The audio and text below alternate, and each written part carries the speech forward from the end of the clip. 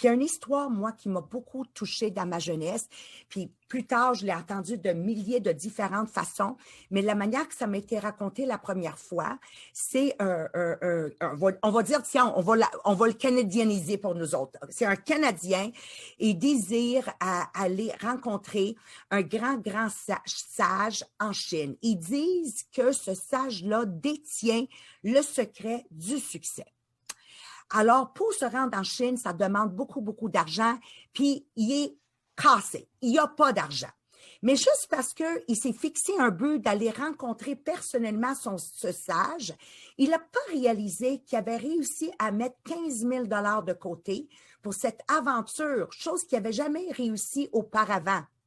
Mais il n'avait pas encore catché que la raison qu'il a mis cet argent, je répète, c'est parce qu'il y avait un désir brûlant d'aller rencontrer ce sage qui dise en Chine, dans une caverne qui habite, que supposément, il détient le secret du succès. Et finalement, il arrive en Chine, un autre avion pour se rendre dans les hauts de les collines, les montagnes, exactement comment il l'avait visualisé. Il rentre dans la caverne.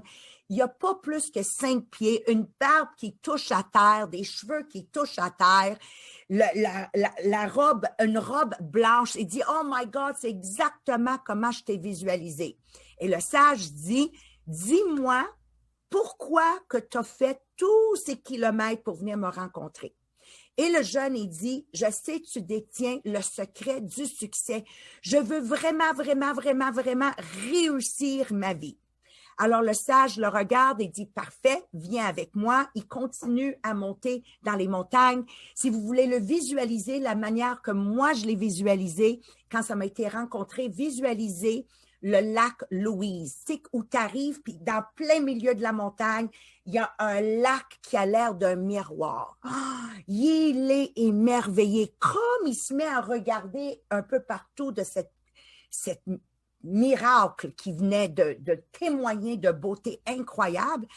Le sage lui prend la tête et la plonge dans la piscine avec toute sa force.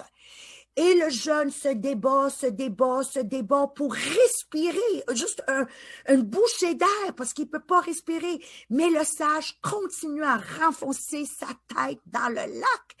Et il se débat. Puis tranquillement, il se débat de moins en moins fort jusqu'au moment où il ne bouge plus. Et c'est à ce moment-là que le sage retire sa tête de l'eau. Et le jeune, après 1, 2, 3 secondes, fait d'une force incroyable. Il essaie de rentrer dans ses poumons tout l'air possible. Le jeune regarde le sage, il dit, je comprends pas, dégoûté, il dit, je comprends pas. Il dit, mais tu m'as demandé de te montrer le secret du succès. Il dit, oui, pas de me plonger la tête dans le lac. Il dit, mais là, tu retiens, tu le connais. Le secret du succès. Il dit, je comprends pas. Il dit, tu réussiras ta vie lorsque tu le désires à un tel point comme tu viens de désirer de respirer. Là et seulement là que tu réussiras ta vie.